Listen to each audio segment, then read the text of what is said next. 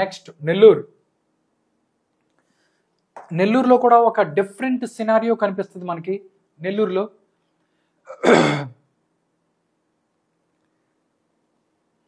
Okay, next parliament నియోజకవర్గం నెల్లూరు. ఇక్కడ చూస్తే ఒక డిఫరెంట్ సినారియో కనిపిస్తుంది. ఇక్కడ నెల్లూరులో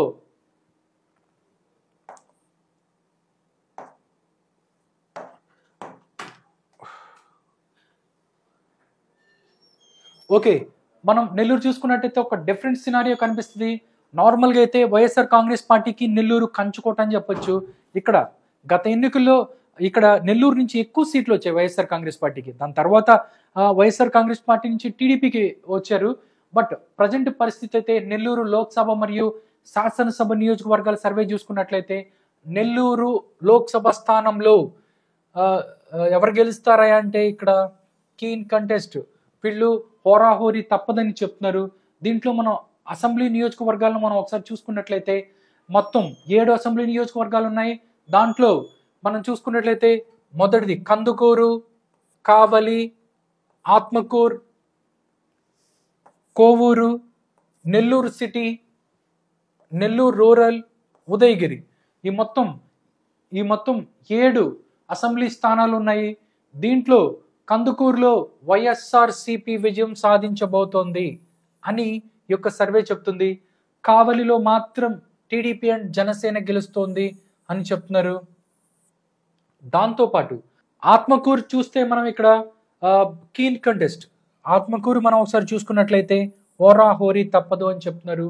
కోవూరు వైఎస్ఆర్ కాంగ్రెస్ పార్టీ. దాంతోపాటు నెల్లూరు సిటీ టీడీపీ అండ్ జనసేన ఇక్కడ నెల్లూరు సిటీ గెలుచుకోబోతుంది అని చెప్పొచ్చు. దాంతోపాటు Nellore rural TDP and Janasena party గెలుచుకోబోతుంది అని చెప్పొచ్చు. ఉదయగిరి ఇక్కడ మళ్ళీ మనం చూసుకున్నట్లయితే కీన్ కంటెస్ట్ అని చెప్పొచ్చు. టోటల్గా మనం చూసినట్లయితే నెల్లూరులో ఇక్కడ నుంచి మనం చూసుకున్నట్లయితే నెల్లూరు సిటీలో TDP and Janasena, Kavali TDP and Janasena, Nellore rural TDP and Janasena గెలవబోతున్నారని చెప్తున్నారు. దాంతోపాటు కందుకూరు మాత్రం 100% కందుకూరు మాత్రం వైఎస్ఆర్సీపీ గెలుస్తుంది. ఉదయగిరిలో మాత్రం హోరాహోరీ తప్పదు అని చెప్తున్నారు. నెల్లూరు చూసుకున్నట్టయితే ఇక్కడ ఒక డిఫరెంట్ సినారియో కనిపిస్తుంది. ఎందుకంటే నెల్లూరు అంటే వైఎస్ఆర్సీపీకి కంచుకోవటం అని చెప్పొచ్చు. కానీ ఇక్కడ నుంచి ఎక్కువ మంది ఎమ్మెల్యేలు అంటే 2019లో ఎవరైతే ఎక్కువ మంది ఎమ్మెల్యేలు గెలిచారో వాళ్ళు ఇప్పుడు టీడీపీకి వచ్చారు. మనం చూసుకున్నట్లయితే నెల్లూరు రూరల్ చూసినట్లయితే కోటంరెడ్డి శ్రీధర్ రెడ్డి 2019 ఎలక్షన్స్లో కోటంరెడ్డి శ్రీధర్ రెడ్డి నెల్లూరు నుంచి ఆయన వైఎస్ఆర్ కాంగ్రెస్ పార్టీ తరపున గెలిచారు. కానీ ఆయన ఇప్పుడు టీడీపీలో ఉన్నారు. దాంతోపాటు నెల్లూరు సిటీ పోయినసారి అక్కడ నెల్లూరు సిటీలో ఎవరైతే అనిల్ కుమార్ యాదవ్ ఉన్నారో ఆయన ఇక్కడ నుంచి వైఎస్ఆర్సీపీ క్యాండిడేట్గా గెలిచారు. కానీ అదే ప్లేస్లో ఇప్పుడు టీడీపీ అండ్ జనసేన పార్టీ గెలిచే అవకాశం ఉంది.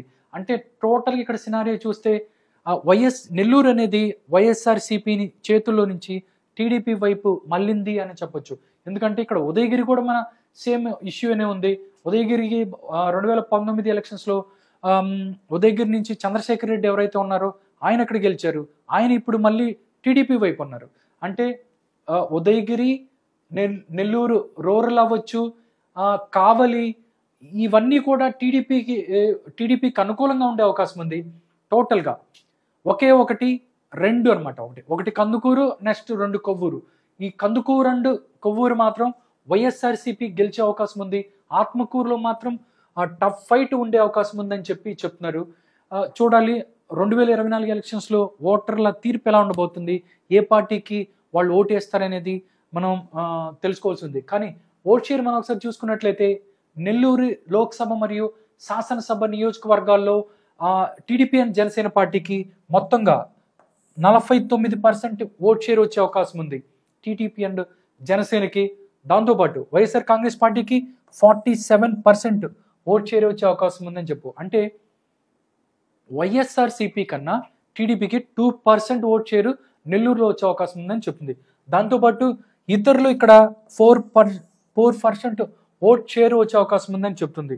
టోటల్గా మనం నెల్లూరు చూసుకున్నట్లయితే నెల్లూరు పార్లమెంటు నియోజకవర్గంలో మాత్రం వైఎస్ఆర్ కాంగ్రెస్ పార్టీ పోయినసారి గెలిచింది. కానీ ఇప్పుడు మాత్రం అక్కడ హోరాహోరీ ఉండే అవకాశం ఉంది. దాంతోపాటు కందుకూరు, కొవ్వూరు వైఎస్ఆర్సీపీ ఖాతాలోకి వెళ్తుండగా కావలి, నెల్లూరు సిటీ, నెల్లూరు రూరల్ టీడీపీ ఖాతాలోకి వెళ్తున్నాయి.